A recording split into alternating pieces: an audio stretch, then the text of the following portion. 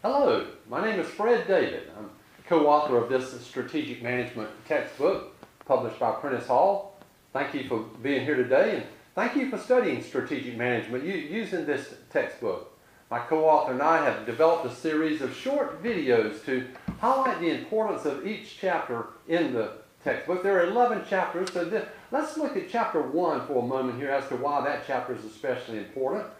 Chapter 1 reveals how businesses actually do strategic planning. It's vitally important for businesses to have an effective strategic plan. It's almost analogous to a Division I football team meeting their major rival and having a good game plan on game day. To show up without a game plan would be almost the epitome of arrogance, and the same thing applies in business. There's a right way to do strategic planning in a business, and that's what chapter 1 reveals, the process.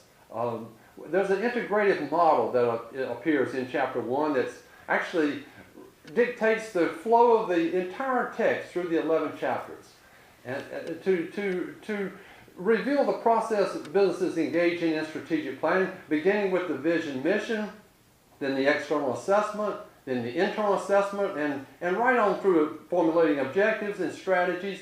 You know, there are 3 stages in strategic management, strategic planning as described in chapter 1. Formulating strategies, implementing strategies, and then evaluating strategies. Success rarely happens by accident. For example, a student wouldn't obtain a BBA degree by accident. It's going to take hard work and planning.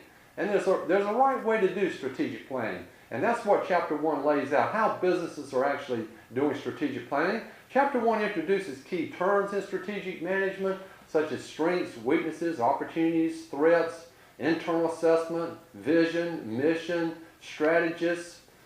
Who are strategists? Strategists are persons primarily responsible for having that good game plan, if you will, or strategic plan.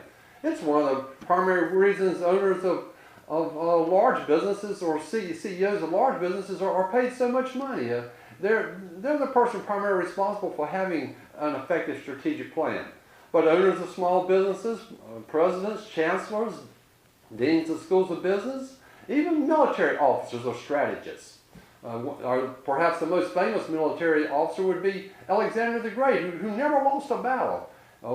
Many of his axioms and theories are still studied at the academies today. One of Alexander the Great's famous sayings was, "Greater is an army of sheep led by a lion than an army of lions led by sheep."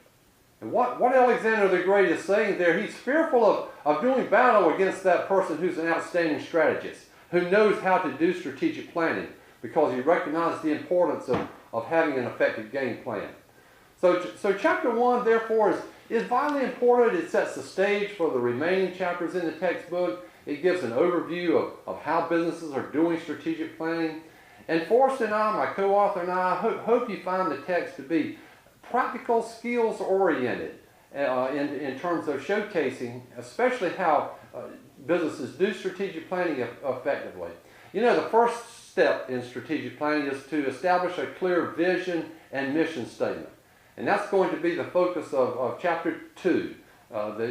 So let's move on now to chapter 2 and look at how businesses establish an effective vision statement and mission statement, which provides part of the foundation for the overall strategic plan. Again, thank you for being here today. Thank you for studying strategic management. Thank you for being excited about strategic management. And let's move on to a short video on chapter 2.